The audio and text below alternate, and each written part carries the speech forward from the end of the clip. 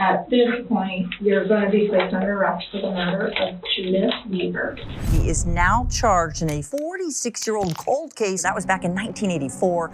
I obviously do not want to go back to prison. So we had 40 years ago, and I don't really want to ever do that again. Call my husband. Currently being placed under arrest is 66-year-old Mitchell Gaff. Over 40 years ago, Mitchell was responsible for a crime spree terrorizing Everett as he murdered, kidnapped, and attacked multiple women. I wanted to stop. People were not people, they were objects. For all that time, among his many victims, this monster believed that the murder of Judith Weaver would stay hidden forever. But as his past catches up, detectives will be left wondering, were there more? After decades without a suspect, it took detectives getting creative. Mitchell Gaff was linked to the cold case killing of another woman years earlier. Yeah, I think I had decided that I needed to kill them. The question tonight, are there even more victims out there? In 1979, a terror spree gripped Washington. 29-year-old Jackie O'Brien was a victim of an assault and was saved by a police officer who rushed in and fought off the culprit, Mitchell Gaff. He was eventually arrested and found guilty of first-degree burglary and second-degree assault. However, he only received a 30-day prison sentence, followed by 5 years of probation. Still, that brief stint behind bars was not enough to stop him from striking again. In 1984, while still on probation, he tied up and assaulted 2 teenage sisters while their mother slept in the basement of their home. The victims survived, and Mitchell was arrested yet again. He was sentenced to over 11 years in prison for these attacks, but would spend a total of 22 years in custody. But during this time, Everett, Washington had another problem on their hands. During Mitchell's crime spree, on July 12, 1980, 21-year-old Susan Vesey was found dead inside her Casino Road home. 4 years later, on June 2, 1984, 42-year-old cafe owner Judith Judy Weaver was found murdered inside her residence after firefighters responded to a fire there. For these 2 murders, investigators were at a loss. They had no idea who was responsible for them, or if they were connected to Mitchell Gaff. Over the course of 40 years, these murders remained cold cases, while Mitchell was eventually released from prison. But thanks to the latest advances in modern technology and DNA testing, investigators were finally able to figure out that the culprit was indeed Mitchell, who committed these homicides after he was released from prison for the first time. On May 1, 2024, he would eventually get a call at his door. Everett police officers were there, and they arrested him before taking him to an interrogation room. In this interview, he would find out that he could not run from his past crimes forever. And I remember this was late in the night because Dan and I went into the bar around 1 in the afternoon, and around 9:30, I remember sitting at the bar. His brother had showed up, Greg had showed up, and I remember sitting there waiting for one of them to take a drink so I could take a drink. So I looked normal. When Dan took a drink, I took a drink. When Greg took a drink, I took a drink. I couldn't think about anything else. That was my alcoholism, and I couldn't make small talk. That was a bad night too. Yeah. What do you mean by look normal? Well, I figured if I was drinking the same pace as each one of them, I'd look normal instead of just guzzling the way my alcoholism wanted to just more. I see. That was crazy. So drinking in time to 2 alcoholics was not probably my best bet. So I drank twice as much as they did. Yeah. You mentioned that was like the night of your last offense, or what was the last one? That was the night of my last offense. I went out that night and committed in prison. Oh, okay, with the 2 girls. Okay. You said you talked to him about what you had done. Do you remember what you told him? I told him that I had committed and I didn't want to do it. I wanted to stop. I didn't know what to do. And he didn't want to hear it. He didn't want to talk about it. He wanted to go get drunk. And then I went out and committed another offense. It sounds like he was someone that you trusted enough to talk to about. Yeah. And I didn't know what to do. I didn't know who to talk to. He was a friend. He didn't want to hear it. And then instead he was, let's go get trashed. Instead he fueled my next offense. Yeah. Yeah. Did you ever talk to him after? No. And I read the things he said. He wouldn't admit how long we've been drinking, what we've been doing. He pitchforked to do that, so of course he wasn't going to say that stuff. And he never said that I told him that stuff. I never understood that. Yeah. I never understood that. Why would you tell him? Not that it mattered, but right. I mean, do you think maybe he didn't tell because he thought he was protecting you? I have no idea. Or do you think he was, I mean, it sounds like you wish he would have said something. Yeah, I wish he'd done anything other than what he did, honestly, because going to drink more, that was not a good plan. Yeah. You know, not for me. Not for anybody. Yeah.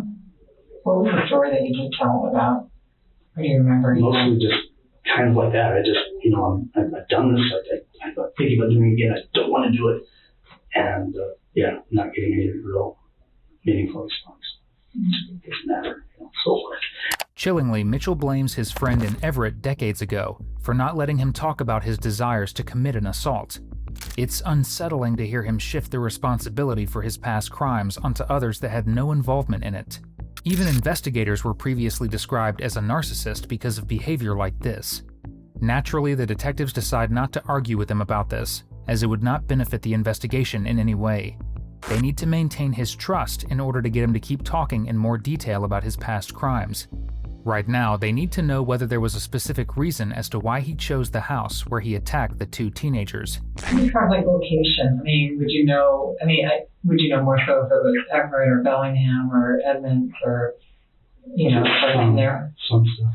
Some stuff. Okay. Was there an area that you liked to be around or knew the best or felt most comfortable in?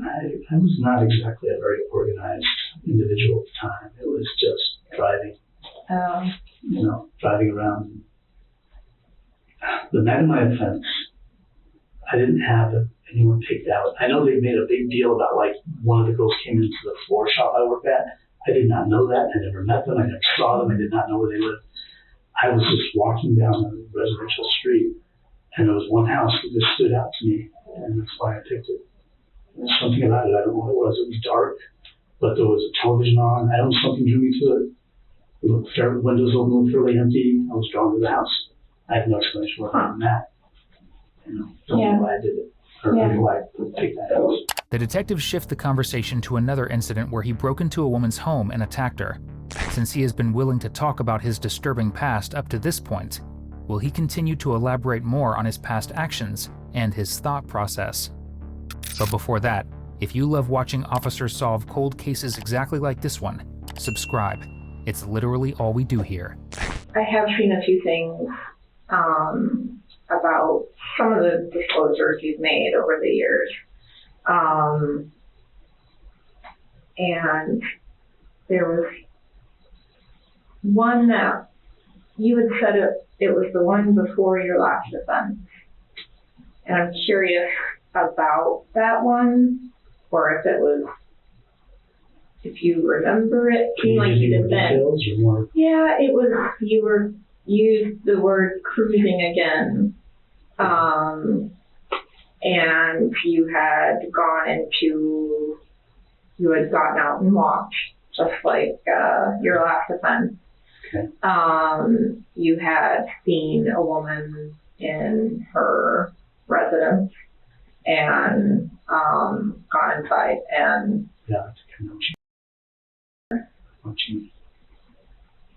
Can you tell me more about that or what you remember?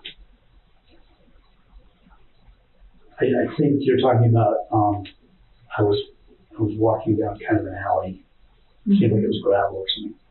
And I saw a man and a woman inside. And I got a gun, a knife, whatnot, big kid, and went back. No expectation that he wouldn't be there, but he wasn't. Okay. So I entered it. Can you describe what she looked like, or do you remember? Not a critique, so no. Yeah. As you can imagine, guys in that place at that time, like I was, people were not people, they were objects. It was just, if I had to admit humanity, I had to admit personhood, it would have been harder to do. I've never offended against someone I did because of that reason, because I knew them. Like, they were people, like, you know, so strangers. And there's a communication process that goes on that allows you to do those sort of things. It takes a long time to get to that point, but it gets there. Could that one that you're describing, could that have been in Everett? Possibly. Okay. When you looked in and you saw the man and the woman, what were they doing? Talking. Oh, okay. He was considerably bigger than she was. He was wearing a light brown leather jacket, something like that. So I remember he's a big guy. Probably why I got the gun. What made you go back, do you think? I don't know. Yeah.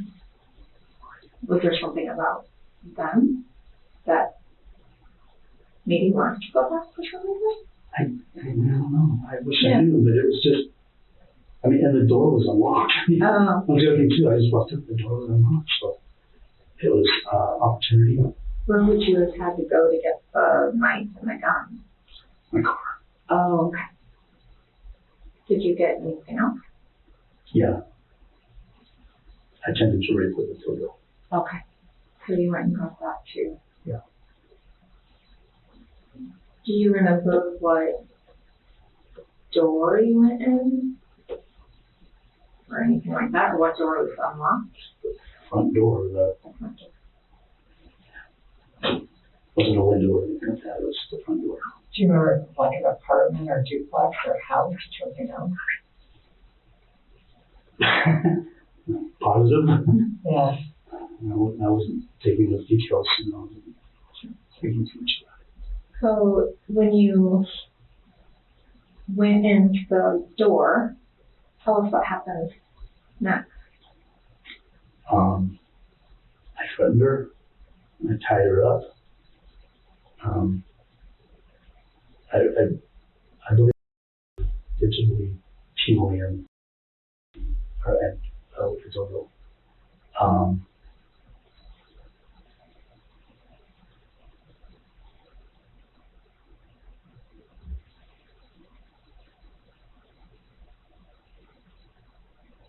Had you brought something with you to tie her?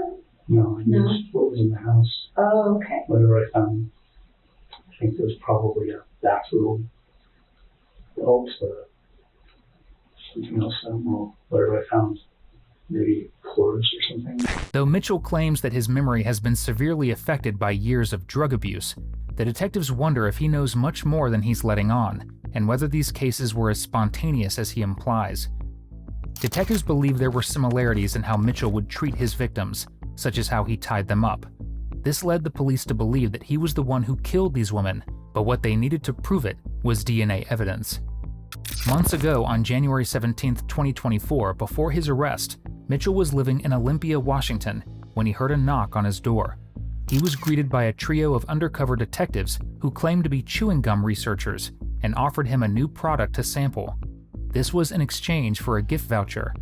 Though initially hesitant at first, the people in green won him over with plenty of compliments about him and his home. The DNA recovered from the crime scene evidence matched Gaff's DNA from the discarded chewing gum, confirming the investigators' suspicions. Investigators eventually obtained a DNA profile from a ligature that had been used to bind Weaver.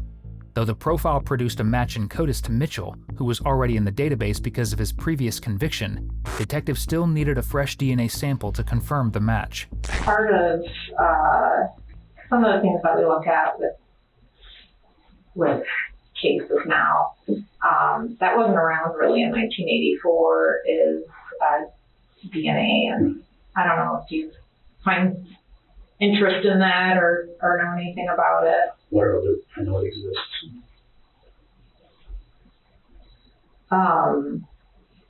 And I mean, really, no one really knew about it back then, I don't think.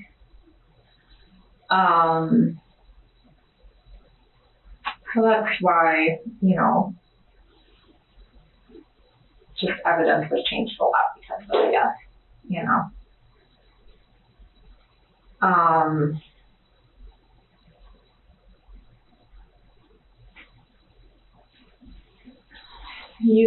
after the last event, you had, because of your conviction and everything, you were entered into something called codec your DNA. Right. Um, And I know they took DNA when they released me from the 16. yeah. And so sometimes now when evidence is looked at, they put it in a codec and see if anything comes up. And there is an incident that happened in Everett where there was a codec hit to your DNA. And that's kind of what brought us here today.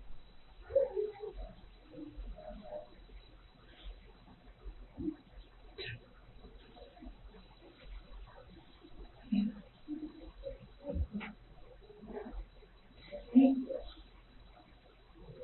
Do you think you know anything about what incident? I mean, do you have any idea what could have been linked to? Yeah. I committed suicide. So I don't know. Okay. They're focused on one. Yeah. This would be that one. I don't know. If you saw a picture of the house, maybe, would you think that would jog your memory at all? I don't know. I think it was like earlier you mentioned that, there was a lot of stories that somebody just agreed to it. You're right. That isn't what really happened. I think that's why we're here, is to hear from you what really happened that night, So, I was a piece of shit that night. yeah. I was a piece of shit for years.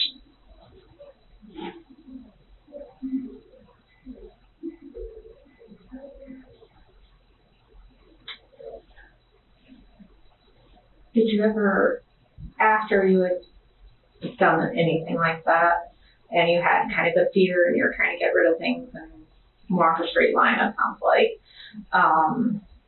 did you ever follow up on, like watch the news, try to figure out if anything ever came of it? No. Never watched the news. Okay. Really Read did. the paper or anything? No. No. I didn't look for that stuff. Okay. Why do you think that is? I don't know. Huh.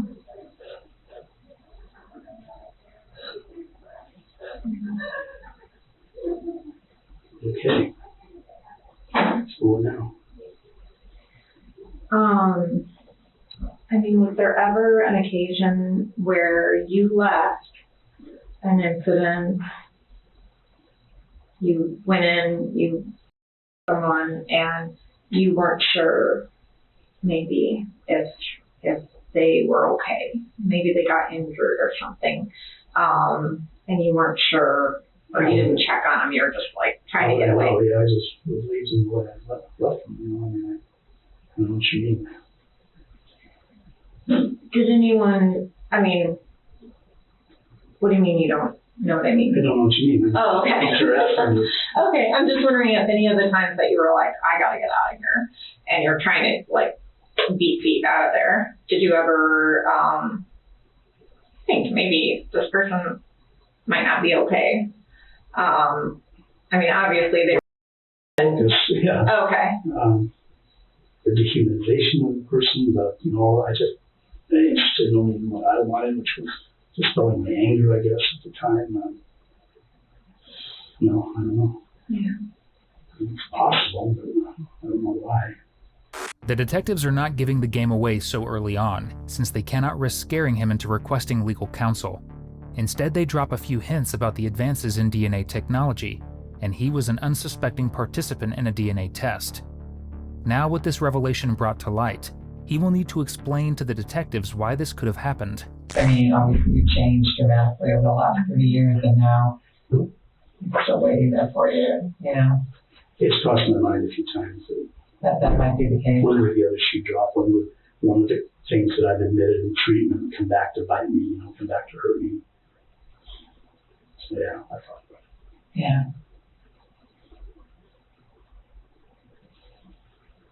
You, I know you said you didn't remember ever hitting the girls in your last offense, but Yeah. was there ever a situation where you had done something that you can remember that someone might have gotten injured? I mean, I tended to think that's not who I was and not what I did. Yeah. I I touched a girl without her permission once around a park area, tennis area, and she turned around and swung her tennis racket at me. And I stopped it, and I put my foot up over her shoulder and said, "Do you want to continue?" I said, "No." I pulled away and walked away. That, you know, and I mean, if I hurt anybody, I don't know. Beyond the fact that I know if I hurt them, but, you know, I didn't think that's what it was.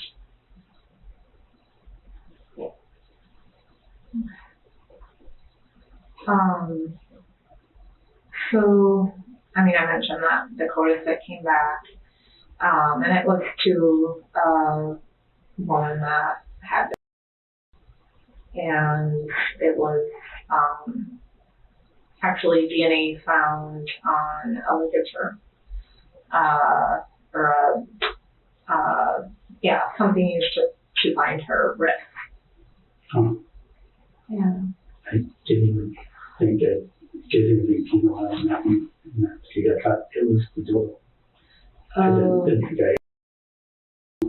had no recollection of it. But I don't know how the DNA got there. It might not have been from your or whatever. could be skin. Yeah. Yeah. Okay. I watched TV shows. Okay. Okay. So it could have been anything. Sure. Yeah. Yeah. Yeah, okay. That makes more sense to me. Yeah. Yeah. So that's kind of how it came around. Awesome. Yeah. And then since then, there's been some other items from the scene that have had your DNA on them. Okay. I don't know. Yeah. Yeah. And that's your fault. Yeah. Mitchell claims he is not aware of how exactly his DNA got on the ligature on Judy and shares his disturbing explanation for why that's the case. But the evidence tells a drastically different story, and his case is not looking good. Just minutes later, he then goes on to make a series of alarming remarks. Nobody died. It's fine. Who's fine? The woman we've been talking about when I left, this was a murder. Yeah. How do you know she was fine? She was alive when I left. There was nothing to have hurt her. There's no way she should have. Yeah, I don't know. It's long. Yeah. Oh, just one second. Oh, okay. Okay. I'll be right back.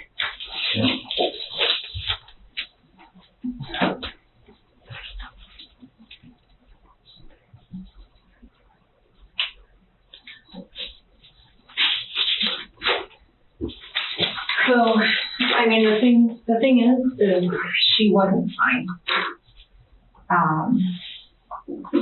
I think you know that deep down. From what we've been talking about, the case we've been talking about, I left her tied up, but that was it. I left, she was fine. How do you know that though? It seems like just a little bit ago. I didn't do anything to her, and I mean, other than. And also, she was.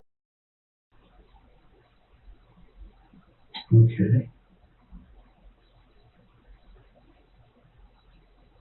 Which is something you also did with the last offense. You them. And I think you even admitted that you were planning on killing them. I think I had. Yeah, I think I had decided that I needed to kill them. Mostly because I was trying to convince them that there was more than one person there. Mm-hmm.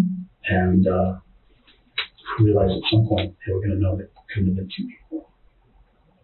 I'm glad I was unsuccessful. As you can see how badly I did attempted it. Mitchell claims the victim was fine and that nobody died, despite the investigators knowing that the victim had been killed. He even ends up admitting that he intended to kill Judy, yet according to him, he did not go through with it in the end and instead escaped the scene. Now, as self-incriminating as this is not a confession that he actually killed Judy. But if he has admitted everything thus far, and with mounting evidence against him, could he be persuaded into being honest about what he had really done? The detectives believe they are exceptionally close to getting exactly that. Their next step is to share more information about the victim and the family she left behind. So this one's name was Judy. And she was a mother. She has 2 daughters. There was no one in the home. There was no one in the home. In the house. Yeah.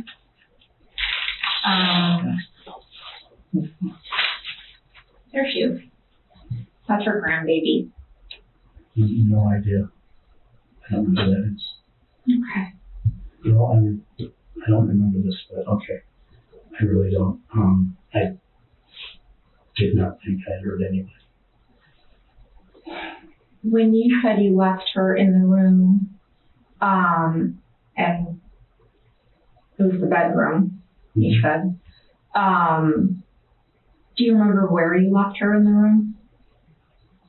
On the bed, I'm assuming. I don't want you to assume. If that would have been what I would have done, I think, because I would have finished and left. Okay. But you don't think you would have untied her?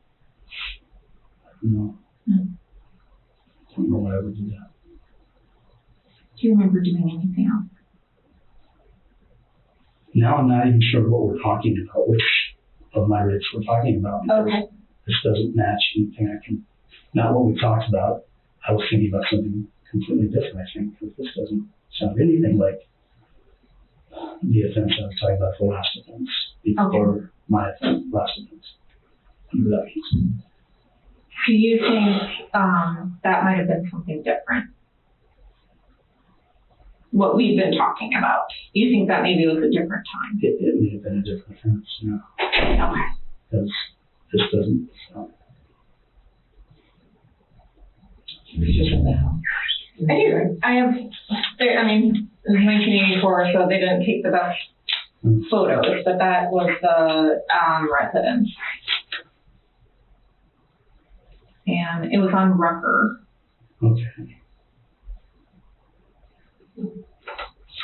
Does it look familiar? I don't know. I don't know why I would. I mean, I wasn't paying attention to some stuff, you know. What's the name of the bar she was at again? It was the Belnez. Do you remember that bar? No, the No. Bell and Men? Belnez, Belnes Cafe. No, It was on Hewitt and Hoyt. I can't picture what that is. She worked there, it's the same one she worked there, so I don't know if there's any connection with you I don't- knowing her for that. I don't know that place at all. I mean, just when you need bells, No. so I don't know. When earlier you said that you sold drugs and you would dress up, like wherever you were going, you would play the part. Yeah. I do. Were there certain bars that you would go to when you were playing that part? Parties. Oh, more like more parties than bars. Parties. Oh, okay. I'm sorry. You said like the country bar. I would dress up country. Country, yeah. Country people kind of. Oh, I see. Okay. Mostly parties. I didn't Mostly. deal a lot at bars. Okay. What kind of drugs did you deal? Sometimes there's always sometimes other things whatever came around. But I used to sell this stuff you can buy at Pike Place Market that is a cut, but it had a numbing effect. And I used to sometimes sell that as dope to make money. Was there anyone that you got the drugs from that you might have, you know what I mean? Like, who was your, that you was in cell, and you know, anyone in particular? No. Nobody I could identify today as, yeah, that was my, but nothing like that. And they're all different people? Different people usually, and it was always different people in them too, you know, I mean, it wasn't always the same person.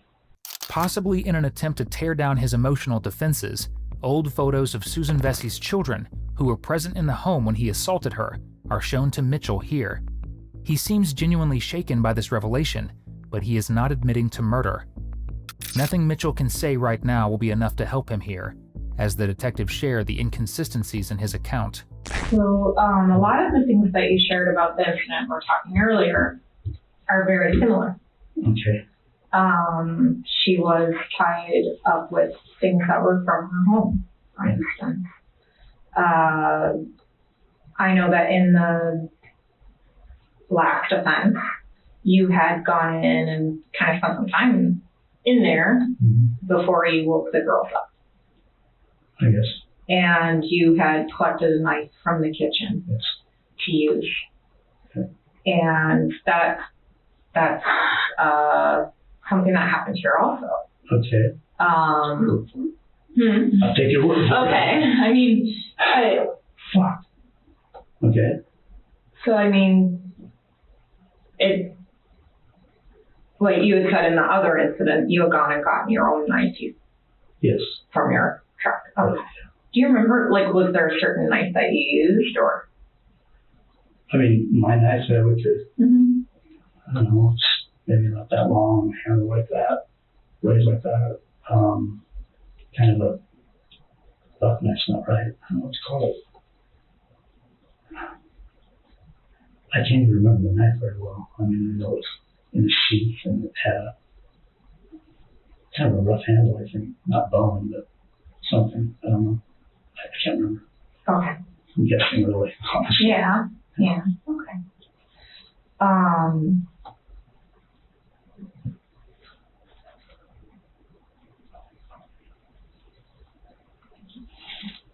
So this occurred in June of 1984. Your last offense that you were arrested for happened in August of 1984. So this was just a couple of months before. Okay.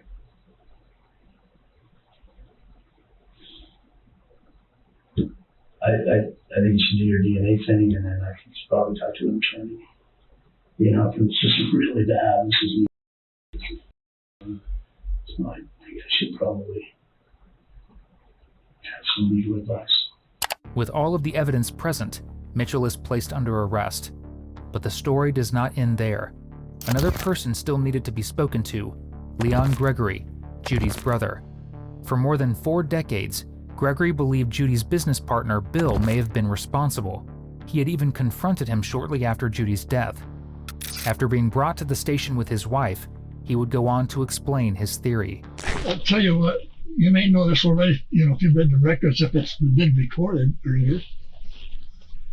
When Judy passed, my brother Ralph and I had set up an appointment with Bill at the Bill Ness. We met in the nice part of the restaurant there where the big windows are. And my brother and I said, we gotta nail him. We both built. You wanted to confront him. Yeah.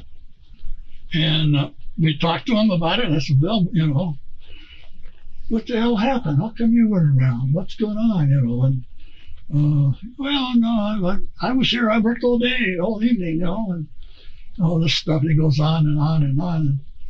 And so I felt we were not getting anywhere with them. Yeah. And then the cook came in, interrupted us. The cook, the illness, came in and said, Bill, you got a call. So he refused them, went into the kitchen, I assume, that's where the phone was, in the kitchen area. And about 5 minutes later, he comes back. He says, district attorney, prosecuting attorney, whoever it was, I can't remember.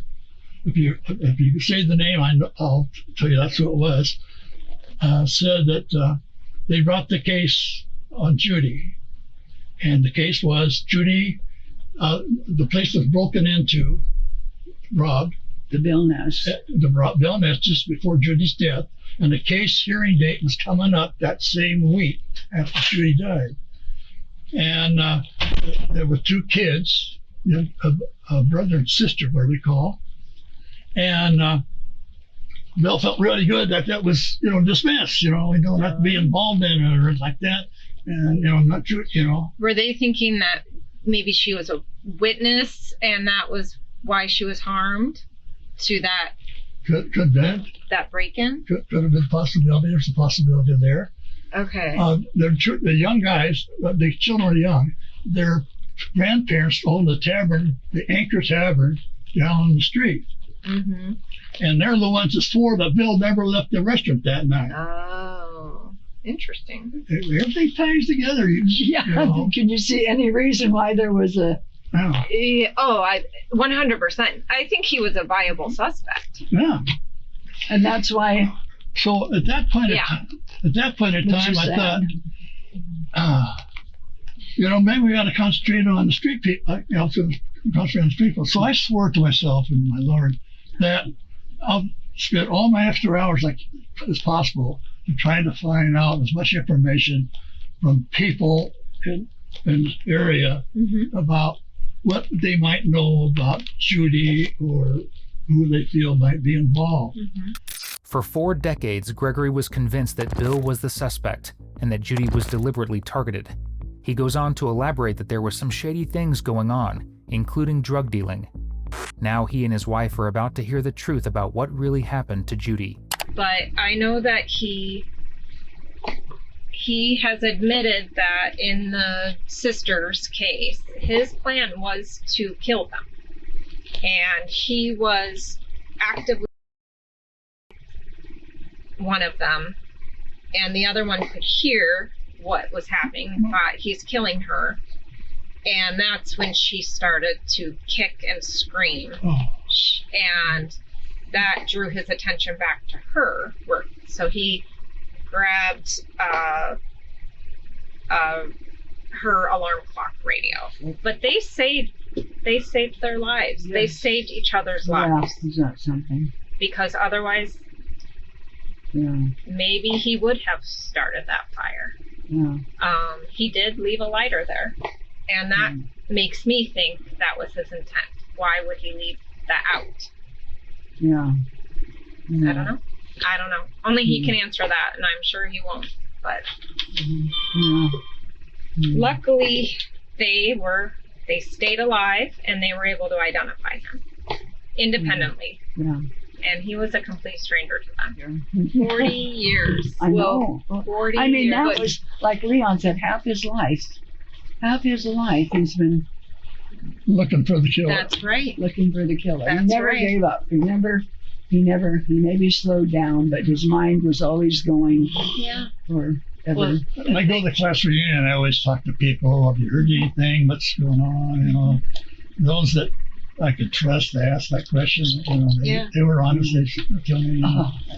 Well, don't they know? They should know who it is already, this stuff. And it's a tough case. Some people that I've talked to thought that Bill had been arrested and and this case had been solved a long time ago. I'm like, nobody's ever been arrested. Right. Finally, after 4 painful decades of uncertainty, Leon finally knows who was responsible for his sister's death. In court, family members wept as they heard for the first time what Judy was subjected to before she was murdered.